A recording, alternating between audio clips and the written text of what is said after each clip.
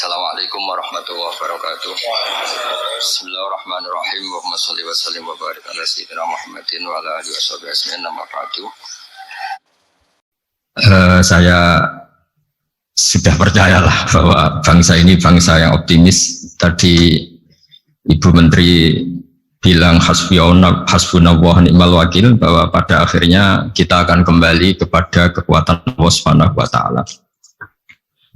Sebelum kita cerita Isra Mi'raj dan inspirasi dari Isra Mi'raj, saya akan memberi analogi ya. Analogi ini akan menolong secara ilmu tauhid, ilmu mengesahkan Allah Subhanahu wa taala. Dan ini menjadi pokok ya dalam pengajaran tauhid. Ini mohon maaf kalau terpaksa saya ngaji model dulu lah, model pesantren ya. Tapi tambah ngurangi rasa hormat, tambah ngurangi rasa empati, rasa takdim saya. Teman-teman yang saya hormati semua, karena di sini banyak santri-santri muda. Hubungan kita dengan Allah Subhanahu wa taala yang serba kuasa, yang maha kuasa, yang serba bisa. Tadi dikatakan Bu Menteri bisa apa saja kun fayakun, kalau Allah sudah mentitahkan pasti terjadi. Itu kira-kira seperti ini. Saya ini bawa cincin dari besi mungkin, atau dari apa itu ya, besi lah atau perak. Yang jelas tidak emas ini karena saya cowok. Yang jelas tidak emas. Saya bawa kertas. Kalau Anda saya tanya, kertas ini sama cincin kuat mana? Pasti akan menjawab kuat cincin karena materinya dari besi. Jawaban itu benar, tapi harus ditambahkan secara materi itu kuat cincin ketimbang kertas. Tapi Anda salah, harusnya menjawab ya terserah Gus Bahak, karena yang megang itu Gus Bahak. Karena bisa saja saya punya rencana menghancurkan cincin ini, sementara saya punya rencana mengabadikan kertas ini. Kira-kira gitu hubungan manusia dan Allah Subhanahu wa taala. Jadi hal yang kita kira abadi karena materinya kuat, ternyata Allah punya rencana menghancurkan. Sementara yang kita kira lemah atau rentan atau apalah, ternyata Allah punya rencana mengabadikan. Di sini kemudian istilahnya orang-orang tasawuf, wa tafwidil umur ila mudabbiriha. Kita sebagai manusia menyerahkan urusan pada pengaturnya, pada yang punya. Bukan wilayah kita mengatakan cincin ini lebih kuat ketimbang atau lebih abadi ketimbang kertas, karena saya punya rencana menghancurkan cincin tapi ingin mengabadikan apa? Kertas. Sehingga tentang pandemi, tentang tragedi sosial, tentang apa saja, kita tidak pernah tahu rencana Allah itu mana yang lebih awet. Jangan-jangan kita takut pandemi, saya berkali-kali ngaji, mati kita kecelakaan. Jangan-jangan takut kecelakaan, mati kita karena ngelindur, tiru kebablasan, nggak bangun.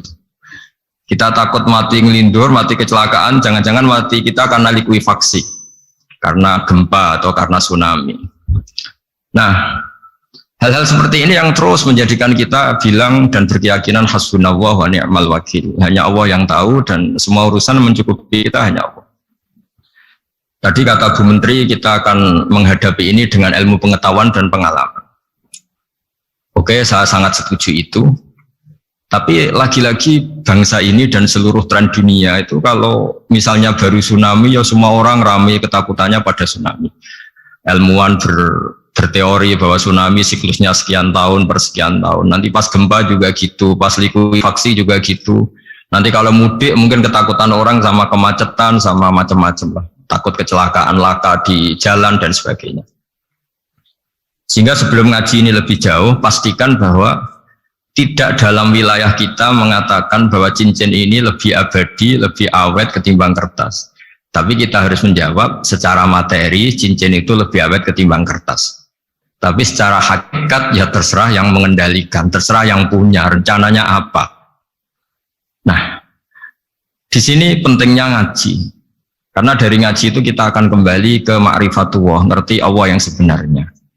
Sebab itu di surat Isra disebut pada akhirnya ngaji itu apa? Subhanalladzi asra bi 'abdihi lailan minal masjidil haram ilal masjidil aqsa alladzi barakna haulahu. Tujuan akhirnya linuriyahu min ayatina. Bahwa Mi'raj itu hanya bagian kecil yang dingertikan kita betapa dahsyatnya kekuasaan Allah Subhanahu wa taala. Betapa tidak terbatasnya kemampuan dan kebisaan dan kudrahnya Allah Subhanahu wa taala. Makanya masih dikatakan min ayatina, itu masih sebagian kecil dari ayat-ayat kata Allah. Lalu dalam surat Kahfi diterangkan, ketika orang kagum dengan Ashabul Kahfi yang bisa hidup tidur dalam keadaan hidup 309 tahun atau Masehinya 300 tahun, kalau Hijriahnya 309 tahun.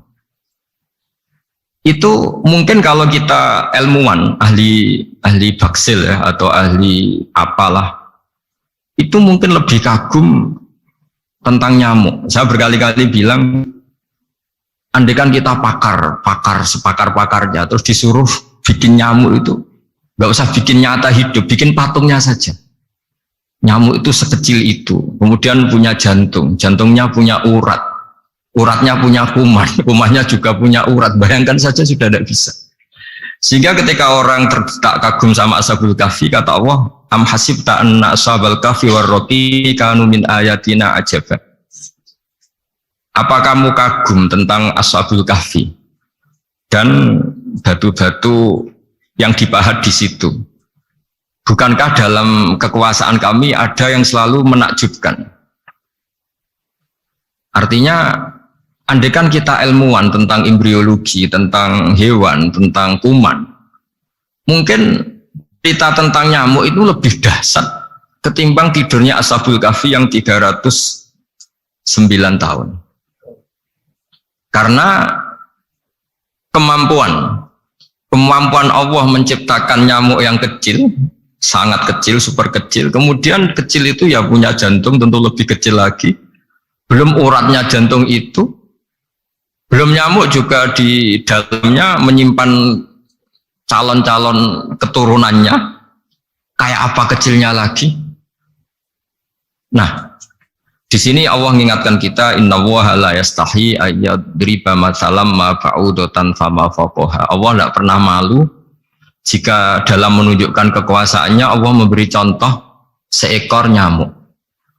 Karena nyamuk ini andaikan kita, tadi saya ulang lagi, andaikan kita ilmuwan yang nekuni itu, strukturnya bisa melihat, bisa nyari pasangan hidupnya, dan bisa hamil, bisa melahirkan, atau bisa menelur, dan sebagainya, maka kita akan kagum sekagum-kagumnya betapa kita di depan kekuasaan Allah Subhanahu wa taala tidak siapa-siapa, dan akhirnya kita ikrar-ikrarnya asyhadu alla ilaha illallah, bahwa tidak ada kekuasaan selain kekuasaan Allah Subhanahu wa taala. Lalu kenapa nyamuk itu tidak menjadi perhatian publik? Ternyata kita dibodohkan oleh kepentingan kita sendiri, karena dari awal kita menganggap nyamuk itu problem, penyakit. Ya sudah, bawaan kita mungkin cari obat supaya bisa membunuh nyamuk itu, atau melihat nyamuk itu sebagai problem, bukan sebagai ayatun min ayatillahi ta'ala, sebagai tanda-tanda kebesaran Allah Subhanahu wa ta'ala. Sehingga akhirnya manusia itu butuh yang namanya mukjizat dahsyat yang mudah dilihat, mudah dirasakan. Akhirnya kita tahu dalam sejarah para nabi, Nabi Musa minta mukjizat Laut Merah dibelah sehingga bangsa Israel bisa melewati kejaran Fir'aun dan sampai selamat dari kejaran Fir'aun. Nabi Soleh umatnya minta keajaiban, yaitu onta keluar dari batu besar. Dan Nabi Soleh menuruti, akhirnya ada unta yang keluar dari batu besar.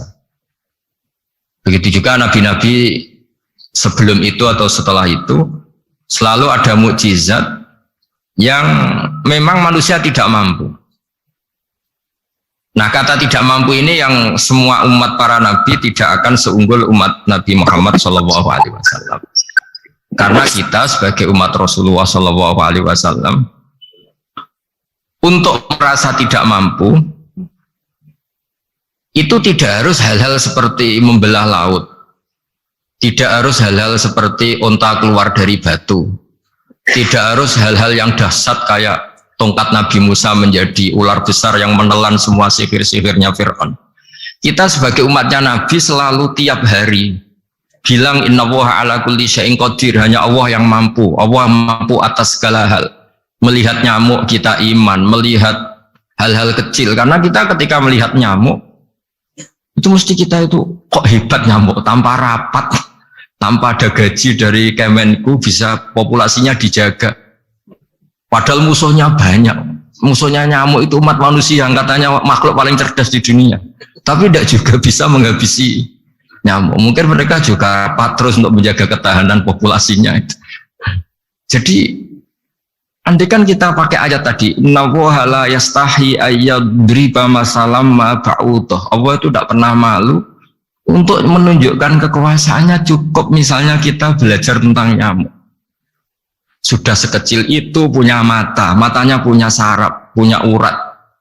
Terus kecil apa? Begitu nyamuk sendiri punya kuman. Kalau nyamuk sendiri kecil, terus kumannya sekecil apa? Terus organ tubuhnya seberapa? Ini sudah kedahsyatan yang luar biasa yang menjadikan kita iman. Innallaha ala kulli syai'in qadir. Allah sendiri yang maha kuasa. Sehingga kembali ke tadi, peristiwa Mi'raj yang super dahsyat pun kata Allah masih dikatakan linuriyahu min ayatina. Hanya untuk menunjukkan sebagian dari ayat-ayatku, bukan mewakili semua ayat-ayat kekuasaan Allah Ta'ala. Tapi sebagian, min itu tab'id sebagian. Lalu sebelum kita jauh belajar, kita sendiri juga, saya sendiri masih belajar. Kehebatan Rasulullah Shallallahu Alaihi Wasallam, Nabi akhir zaman. Kenapa hebat? Itu diantaranya adalah karena mukjizat tongkat itu pada akhirnya diletakkan di museum. Orang melihat, terus gaya-gayanan kuat ke Turki atau bisa melihat langsung di museum. Dan setelah melihat kadang-kadang kita ragu masa tongkat ini betul itu. Kalau setelah misalnya yakin bisa dipakai lagi enggak ya? Jadi hal-hal yang mengundang pertanyaan sekaligus keraguan. Beda dengan ajaran Rasulullah Muhammad SAW. Ketika Nabi cerita betapa kekuasaan Allah itu super dahsyat. Buktinya ya nyamuk tadi. Kayak apa susahnya bikin nyamuk? Sudah kecil, punya organ tubuh tentu lebih kecil, punya urat lebih kecil lagi, punya kuman yang lebih kecil lagi, dan kuman itu juga punya organ tubuh lebih kecil lagi. Itu mbok kamu tidak usah ke Turki, kamu hidup di kampung, di pedalaman, sudah menyaksikan Anallaha ala kulli syai'in qadir, bahwa Allah itu maha kuasa. Nah, ngaji bareng ya, ngaji seperti ini, saya termasuk kiai yang selalu berkampanye supaya orang ikrar seikrar-ikrarnya bahwa kita ini di tangan Allah Subhanahu wa Ta'ala. Saya kemarin-kemarin ngaji sama orang-orang Grab, juga barusan 3 hari yang lalu, 4 hari yang lalu ngaji sama teman-teman disabel atau difabel. Karena mereka kalau dibahasakan disabel nggak mau, tapi komunitas internasional minta dis pakai bahasa S, tapi kita di Indonesia pakai difabel. Akhirnya kita tahu, ternyata orang yang kita kira menderita karena fisiknya, ternyata kadang lebih bahagia. Karena Allah bisa mengalihkan pikiran untuk positif. Saya berkali-kali guyon di depan para tamu. Saya pernah punya tamu itu perempuan nggak cantik miskin lagi. Ini nyata ini, Gus doakan supaya suami saya kaya. Terus saya bilang, memangnya kalau sudah kaya ngapain itu? Ya paling tidak rumah saya diganti, mobil saya diganti. Tapi nanti akhirnya evaluasi Anda juga ingin diganti. Gitu. Karena setelah rumahnya mewah, pakai mobil mewah, pasti yang dievaluasi bukan rumah dan mobil, tapi Anda. Kok nggak pas ya wajah gini di rumah saya? Gitu. Kok nggak pas wajah gini di mobil mewah? Akhirnya ibu-ibu tadi sudah nggak jadi. Jadi mungkin barokahnya pandemi itu nanti Ibu Menteri itu jadi kelihatan hebat karena ada pandemi kok Indonesia bertahan itu. Tapi kalau nggak ada pandemi kan ya biasa aja, memang normal. Gitu.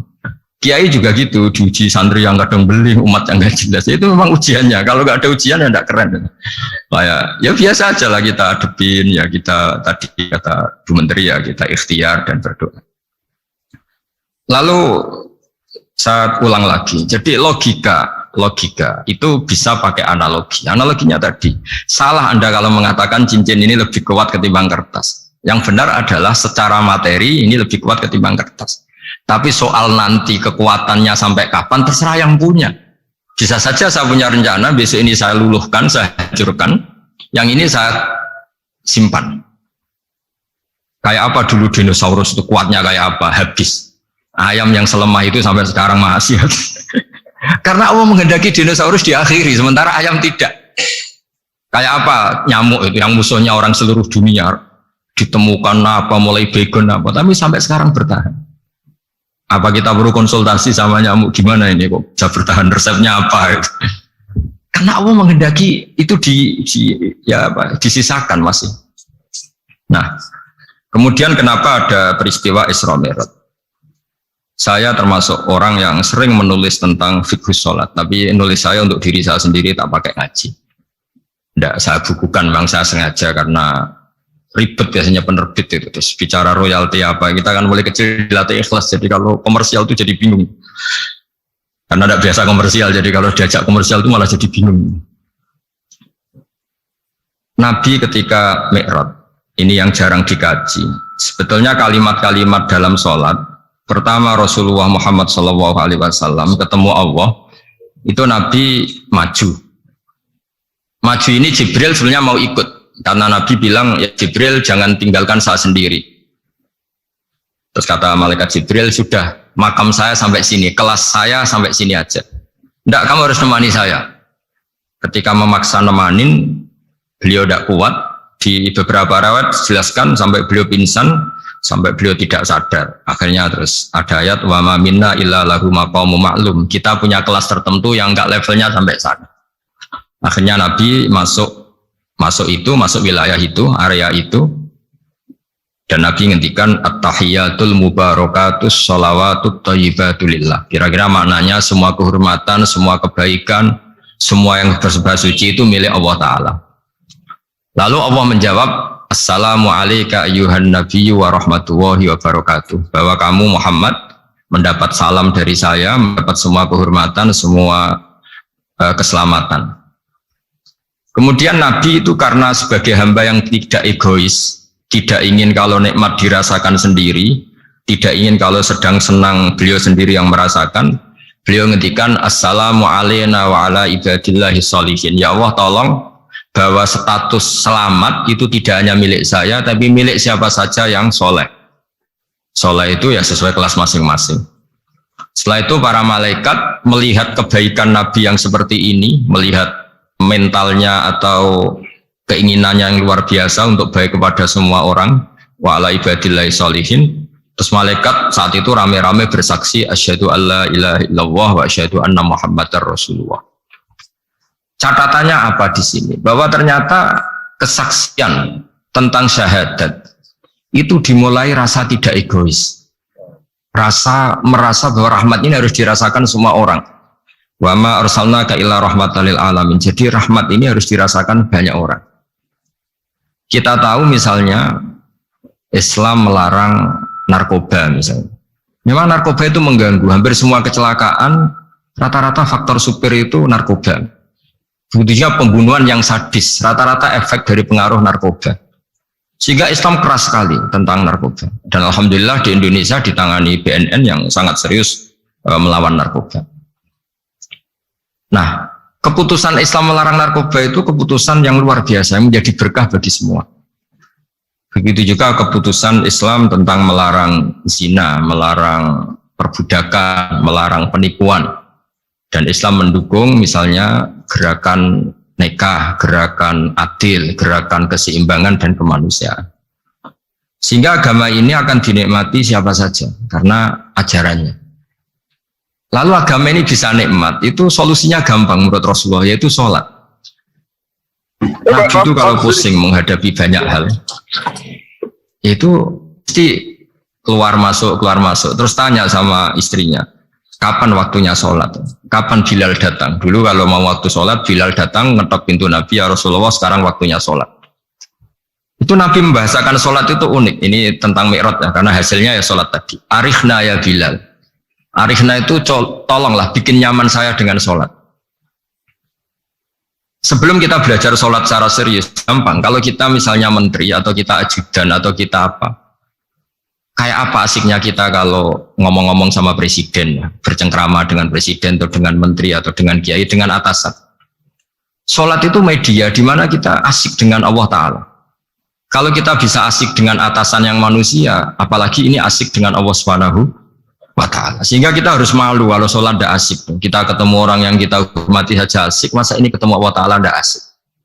Sehingga dulu bawaannya orang dulu itu kalau sholat untuk tidak cepat itu harus diperintah. Dulu para nabi, para sahabat kalau sholat itu lama-lama. Sehingga sampai nabi yang turun tangan, wahai para sahabatku, kalau kamu jadi imam jangan lama-lama. Karena dulu semua orang itu penikmat sholat. Sehingga untuk tidak lama itu nunggu diperintah. Kalau kamu jadi imam jangan lama-lama, kasihan makmumnya itu. Nah sekarang alhamdulillah tanpa dilarang sudah cepat semua. Ini sudah ada kemajuan, ini sudah maju sekali ini. Gak usah dilarang sudah cepat. Dulu itu saking asiknya orang sholat. Untuk supaya agak cepat itu harus ada perintah dari Nabi. Kalau kamu jadi imam jangan lama-lama. Nah kita kalau sedang pas baiklah, pas waras lah kira-kira gitu. Kalau bahasa orang Pantura, saya ini orang Pantura, jadi kalau ngomong lebih keras, lebih vulgar. Normalnya orang sholat itu tidak bisa ngakhiri. Normalnya, saya ulang lagi, normalnya orang sholat itu tidak bisa ngakhiri karena ketemu zat yang kita cintai. Kita kalau ketemu orang yang kita hormati, yang kita cintai itu nggak bisa ngakhiri. Misalnya mungkin anak muda, contohnya ketemu pacar tidak bisa ngakhiri. Kita kangen sama temen, jagung tidak bisa ngakhiri karena asik. Nah ini ketemu Allah yang dipuja-puja, dipuji-puji, kemudian cepat ingin ngakhiri. Jadi ini kita agak aneh. Makanya orang sholat itu tidak bisa ngakhiri, dan itu normal. Sehingga dulu ketika Sayyidina Umar itu ditikam sama satu benda yang kayak pancing itu. Panah itu kan kayak pancing ya, jadi kalau masuk cepat tapi nariknya susah karena ada grendelnya. Itu tiap ditarik sakit, tiap ditarik sakit. Dan beliau bilang nanti setelah saya sholat tarik. Beliau sholat nyaman, ditarik itu nggak gerak sama sekali karena dia sudah istighraq billah, sudah nyaman dengan Allah sehingga ditarik itu nggak kerasa. Dulu di daerah sini masih keluarga kita lah, masih keluarga kita semua. Ada seorang wali jadi imam masjid. Itu di PHK sama takmirnya karena ketika sujud dia asik terus lama sekali sampai 30 menit sampai santrinya bilang mbah sampun. Setelah itu rapat dihentikan. Ditanya kenapa mbah sujud begitu? Saya tidak bisa mengakhiri orang nikmati sujud kemudian ingin berhenti. Nah, Sayyid Ali Zainal Abidin yang populer, cucunya Rasulullah SAW, anaknya Sayyid Husain, putranya Sayyid Husain.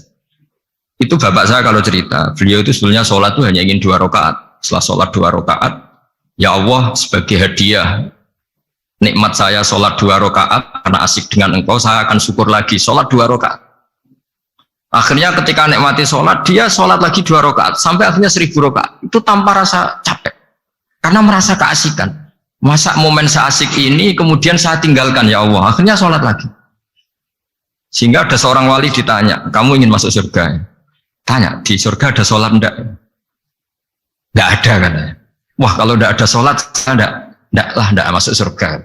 Terus dibilang, ya sholat aja. Terus dia mau masuk surga. Kalau kita akan kebalikan, kita ini masuk surga itu sebetulnya kita ngawur sekali. Ngawurnya adalah, masuk surga, tidak ada sholat lagi, tidak ada puasa lagi. Jadi ini kan, kita ini jadi makhluk yang aneh. Jadi kita ini masuk surga senang karena sudah ada kewajiban apa? Sholat. Jadi ini agak aneh. Sesuatu yang menjadikan kita masuk surga, tapi sesuatu yang kita benci setelah masuk surga. Asiklah di surga karena tidak ada sholat.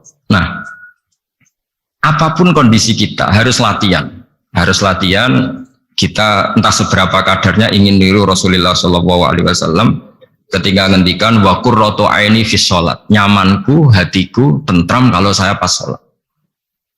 Sehingga tadi sudah saya katakan tadi dulu itu untuk menghentikan sholat itu susah sampai Rasulullah sendiri yang merintahkan hai para imam kalau sholat jangan lama-lama.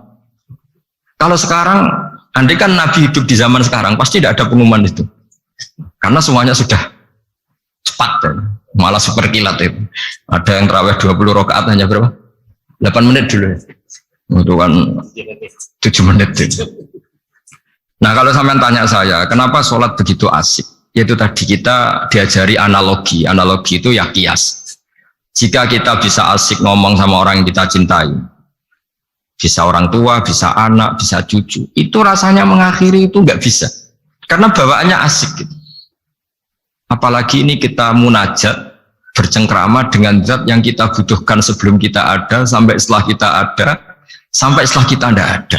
Kita semua akan hasbunallah wa ni'mal wakil. Sehingga dulu bawaannya orang dulu itu Saya cerita sedikit. Ada orang mau meninggal, namanya Umar bin Abdul Aziz, itu Khomisul Khulafa, orang yang terkenal adil. Ketika mau meninggal, senangnya bukan main. Ditanya, kenapa engkau senang? Memangnya kalau saya mati mau kemana? Ketika saya hidup dengan segala nikmat itu ya karena Allah Ta'ala. Saya nanti mati ke zat yang sama, dikelola oleh zat yang sama, yaitu Ar-Rahman Rahim. Dulu saya disayangi Allah, paling selamati juga disayangi Allah. Karena yang jadi Tuhan selamati, Tuhan yang sama ketika di dunia, yaitu Rahman Rahim. Cerita legenda yang lebih dasar dari itu, masyhur itu Jalaluddin Ar-Rumi. Ketika dia mau meninggal, semua muridnya nangis, beliau marah. Kenapa kamu menangis? Ya karena guru mau meninggal. Kamu itu ngawur sekali. Saya ini sudah lama menunggu hari seperti ini, bisa ketemu zat yang saya cintai, malah kamu menangis. Ayo kamu nari sebagai pesta kematian saya. Tapi ini nggak bisa ditiru ya, karena kalau kita niru nggak usah dilarang juga nggak bisa niru kayak gitu. Cuma saya maklumatkan jangan ditiru, meskipun nggak usah dilarang juga nggak akan bisa niru. Sehingga orang-orang dulu tuh bawaan kalau mau kabundut tuh ya asik. Rasulullah Shallallahu Alaihi Wasallam ketika mau wafat, intaqala ila rafiqil a'la, itu ditanya sama istri-istrinya, lalu engkau mau kemana? Kata Nabi, sebelum sekian hari, beliau setiap khutbah ngendikan, ini ada hamba yang disuruh milih Allah antara di dunia dan bertemu Allah. Kalau kamu jadi hamba itu milih mana? Di dunia yang penuh problem ini, apa milih ketemu Allah yang Rahman Rahim? Yang hubungannya dengan kamu itu ngasih dan ngasih. Kamu tidak mungkin kan hubungan dengan Allah memberi, kamu bisa apa?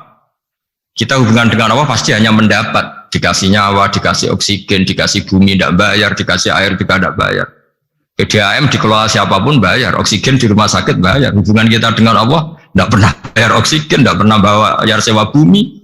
Punya kolam renang laut seluas itu ya tidak pernah bayar. Udah gitu kolam renangnya menghasilkan ikan. Kalau kita kan semuanya utang jasa sama Allah, dan reputasi Allah itu dengan kita hanya memberi, tidak pernah meminta. Akhirnya hubungan-hubungan inilah yang menjadikan terus semua sahabat jawab, ya kalau kita jadi hamba itu pasti milik Allah lah.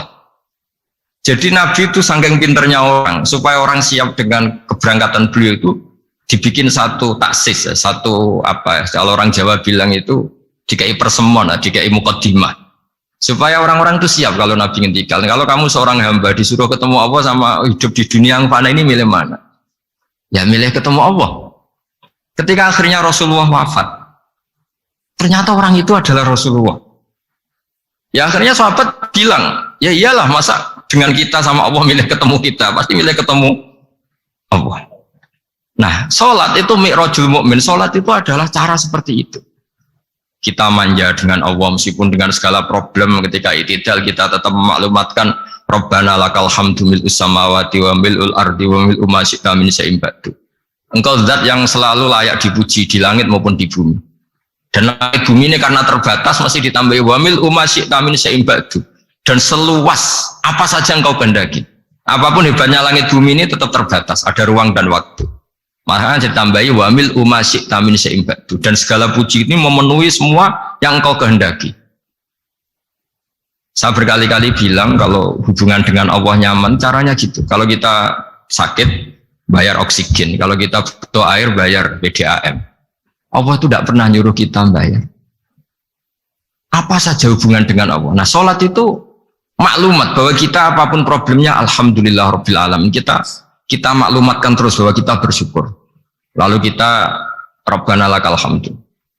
Makanya saya sering kalau disuruh Gus doain supaya pandemi cepat berlalu. Saya ini kan kalau kiai ya, kiai itu apa ya? Saya pernah di Jogja pas gempa. Ya, orang-orang ya susah. Saya ini caranya susah saja sampai tidak tahu, karena bukan karena sombong ya, karena ya mau apa itu. Memang nggak bisa apa-apa kan, kita manusia.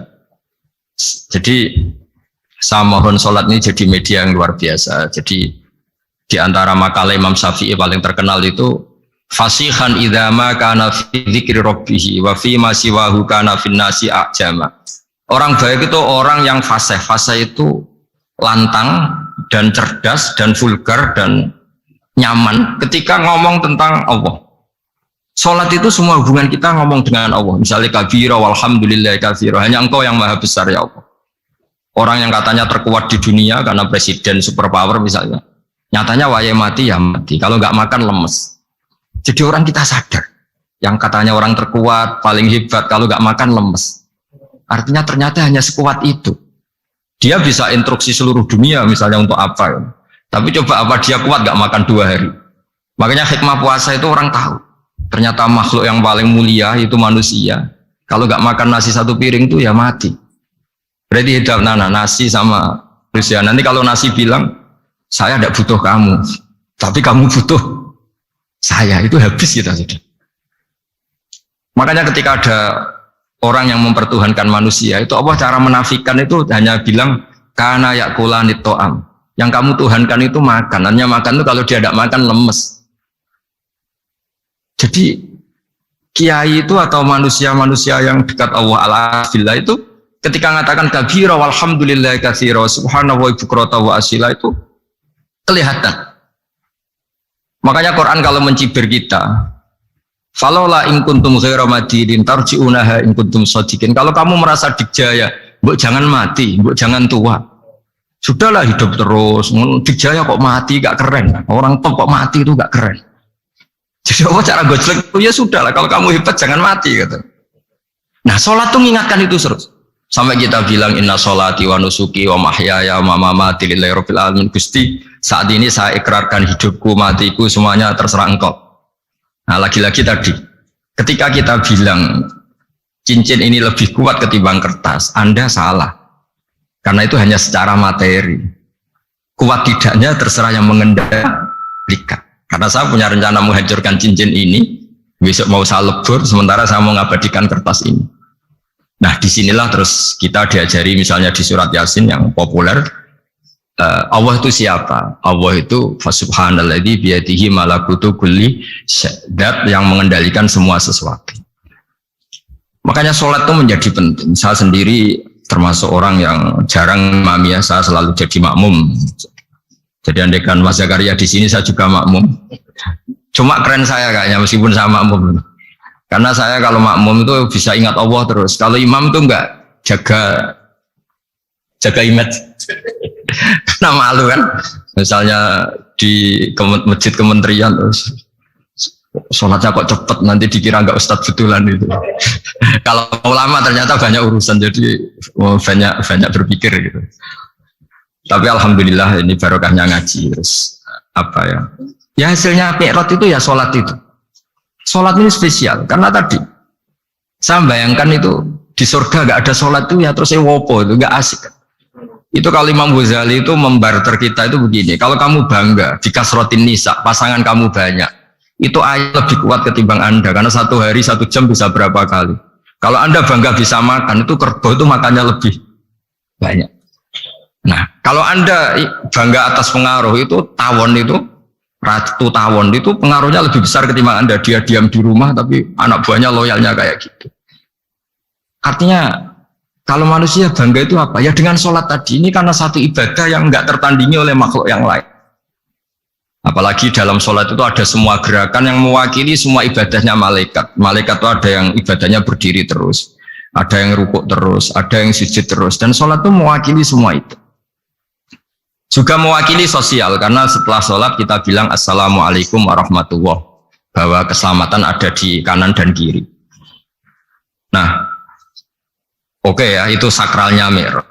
Tapi di balik mi'raj itu ada hal-hal yang manusiawi. Dan ini yang terjadi di dunia. Ketika Rasulullah melangkai makamnya Nabi Musa, makam itu status ranking lah kalau dalam bahasa Indonesia itu. Kalau bahasa Indonesia itu ribet, makam itu kuburan. Makanya orang Indonesia sering tanya saya, Gus, makamnya Nabi Ibrahim kok batu? Makam yang dekat Ka'bah itu bukan makam dengan makna kuburan, itu tempat yang dipakai Nabi Ibrahim membangun apa? Ka'bah. Coro Jawa pancatan itu. Nabi Musa itu gak terima, komplain sama Allah. Ya Allah, ini lebih junior ketimbang saya. Kenapa makamnya melangkai saya? Ini tidak fair. Jadi di mana-mana manusia itu kalau disalib junior itu ya tidak terima. Ya ada manusianya. Terus ditanya sama malaikat Jibril, kenapa kamu gak terima? Ini orang Israel, kadang ngira saya ini nabi paling top. Ini kalau sampai konangan saya kalah sama Muhammad tuh malu saya kata. Jadi artinya ya ada sisi manusia. Itu ada kitabnya. Terus Ya tapi memang Nabi Muhammad lebih top ketimbang kamu. Memang dia Nabi pilihan, Sayyidul Awalin wal Akhirin. Oke, kalau saya kalah dengan dia gak apa-apa. Tapi umatnya jangan ya. Maksudnya umatnya bangsa Israel harus lebih top ketimbang kita. Makanya orang Israel sampai sekarang begitu itu ya memang ada sanatnya, nggak mau kalah. Karena usulnya Nabi Musa memang nggak boleh kalah. Terus kata Allah, ya tidak bisa. Memang yang paling top tetap umatnya Muhammad, bukan umat kamu. Tetap kamu kalah. Sehingga setelah kalah dan menang itu kita terus tidak tahu. Misalnya begini ya, penemu komputer atau penemu mobil sama yang beli mobil itu hebat mana? Kalau bicara keilmuan ya hebat penemunya. Tapi kalau bicara kapitalistik, udah bikinkan mobil yang mewah gini-gini, nanti tanggal ini jadi ya. Hebat mana yang nyuruh sama yang disuruh? Kalau logikanya pakai gitu. Hebat mana yang nyuruh sama yang disuruh? Artinya kamu milih jadi mana? Penemu mobil, hebat kan? Tapi terus sama orang kaya diminta, bikinkan ini, speknya seperti ini, selesai gini. Hebat mana? Nyuruh sama disuruh? Menyuruh. Tapi yang nyuruh tidak bisa bikin mobil, yang disuruh bisa. Pinter mana? Pinter yang disuruh. Tapi pertanyaannya, wong bisa nyuruh ngapain bikin sendiri? Pinter mana? Ini mohon maaf karena di sini banyak orang nggak jelas-jelas juga. Artinya terus subjektivitas manusia ini tetap ada gitu. Kalau bisa beli ngapain bikin gitu. Tapi kalau bisa bikin ngapain beli. Nah mungkin perdebatan di kementerian atau di yayasan atau di kampung-kampung atau di apa mesti begitu. Dan itu di Mi'raj juga digambarkan bahwa antar nabi ini ya ada kompetisi, wa fi dzalika falyatanafasil mutanafisun. Tapi bedanya nabi dengan kita itu satu. Nabi itu kalau keliru dengan tanda petik, nabi itu kalau keliru itu jadi berkah. Itu bedanya kita. Kalau kita keliru kan keliru betul. Kalau nabi itu tidak kelirunya itu jadi berkah. Ini saya punya dua contoh kalau boleh dibahasakan ya, kekeliruan nabi atau dengan tanda kutip kekeliruan nabi. Tapi saya ulang lagi dengan tanda kutip. Nabi Musa itu ketika Nabi Muhammad ditanya, kenapa kamu dipanggil jauh-jauh? Disuruh sholat 50 rakaat. Nabi Ibrahim nggak komplain, karena beliau Nabi yang baik. Semua Nabi nggak komplain, kecuali Nabi Musa. Kata Nabi Musa, jangan Muhammad, kebanyakan itu. Bilang ke Allah supaya di diskon. Ya, Nabi kembali sama Allah, ya sudah tak kurangi 5. Turun lagi, masih berapa? 45. Masih kurang. Itu sampai 9 kali, akhirnya terkurangi berapa? 45 rakaat. Itu Nabi Musa masih bilang, udah minta lagi keringanan. Itu kalau diruti nggak jadi sholat kan? Kalau satu lagi kan masih terus hilang itu kewajiban sholat. Nah, Nabi Musa sebetulnya itu bukan karena kasihan kita, bukan dia nggak empati dengan kita. Beliau nggak empati sama kita, tapi gara-gara Muhammad, umatku yang lebih kuat, lebih ganteng aja nggak mampu melakukan sholat 50 rakaat, apalagi umatmu. Dia memang orang Israel kan ganteng-ganteng kuat-kuat, jadi ya pede. Umatku yang lebih keren, lebih ganteng saja gak kuat, apalagi umatmu. Jadi sebetulnya dia minta keringanan itu karena corong Jawa ngeprekno kita, menyepelekan kita bahwa. Makanya saya ingin memberitahu Nabi Musa kalau ada umatnya Rasulullah yang namanya Sayyid Ali Zainal Abidin yang satu hari sholat 1000 rakaat. Jadi nanti kalau ketemu Nabi Musa, ini 50 aja, ini kuatnya malah 1000. Nah akhirnya, tapi barokahnya Nabi Musa yang sentimen ini, sholat gak jadi 50 tapi 5. Itu bedanya Nabi sama kita.